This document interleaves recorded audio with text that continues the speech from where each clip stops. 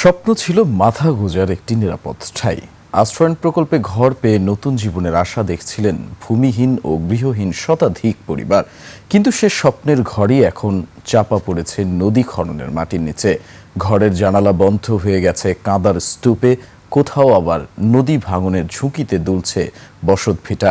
জলাবদ্ধতা নিরসনের বৃহৎ প্রকল্প বাস্তবায়নের মধ্যেই মানবিক সংকটে পড়েছেন ডুমুরিয়ার আশ্রয়ণ প্রকল্পের বাসিন্দারা। প্রতিনিধি আশরাফুল ইসলাম নূরের প্রতিবেদনে আরও জানাচ্ছেন ইউসুফ হাসান নাইম।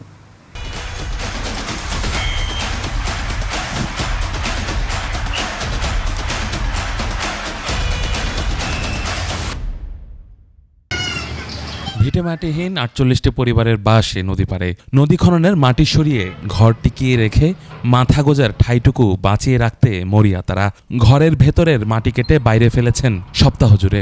শুধু এই আশ্রয়ণ প্রকল্প নয়, ডুমুরিয়া, চুকনগর, কাঁঠালতলা ও খড়নিয়া এলাকার ৩ প্রকল্পের শতাধিক বাসিন্দারা একই সমস্যার মুখে। নদী খননের মাটি যত্রতত্র ফেলার কারণে অনেক ঘর আংশিক বা পুরোপুরি চাপা পড়েছে।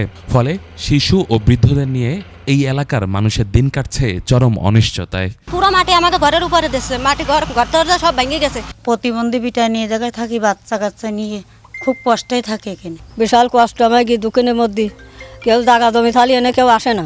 কদিন আমরা শুধু মাটি সরাচ্ছি, আর কতদিন লাগবে উপর আল্লাহ ভালো জানে। যশোর, খুলনার ভবদহ অঞ্চলের দীর্ঘদিনের জলাবদ্ধতা নিরসনের আপার ভদ্রা সহ 5টি নদীর 81.5 কিলোমিটার পুনঃখনন করেছে সরকার। প্রায় 14,000 কোটি টাকার এই প্রকল্প বাস্তবায়ন করেছে বাংলাদেশ সেনাবাহিনী ও পানি উন্নয়ন বোর্ড। তবে নাগরিক সমাজের অভিযোগ, নদী খননের প্রয়োজনীয়তা থাকলেও পরিকল্পনার অভাবে সবচেয়ে বেশি ক্ষতিগ্রস্ত হচ্ছেন আশ্রয়ণ প্রকল্পের বাসিন্দারা।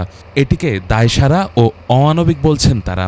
আর দ্রুত সমাধানের আশ্বাস দিয়েছে কর্তৃপক্ষ। ওই মাটি ফেলে তাদের বাড়িঘরকে মাটির নিচে তলিয়ে দেওয়া হচ্ছে। এটা একটা, আমি মনে করি যারা কাজ করছে এটা একটা উদাসীনতা এবং এক ধরনের অপরাধ। মাটি যেটুকু হয়েছিল রিমুভ করা হয়ে গেছে এবং যেটুকু একটু মানুষের ক্ষয়ক্ষতি হয়েছিল ওয়াল টল, ওই জিনিসগুলো আমরা সেনাবাহিনীর সাথে সমন্বয় করে আজকে সকাল থেকে রিপেয়ার করে দিচ্ছি। চলতি বছরের জানুয়ারিতে ডুমুরিয়ার চুকনগরে নদী খননে ক্ষতিগ্রস্ত হয় 80 পরিবার। বিপাকে পড়ে কাঁঠালতলার 15 ও খড়নিয়ার আরও 24 পরিবারও। ইউসুফ হাসান নাইম, 21 টেলিভিশন।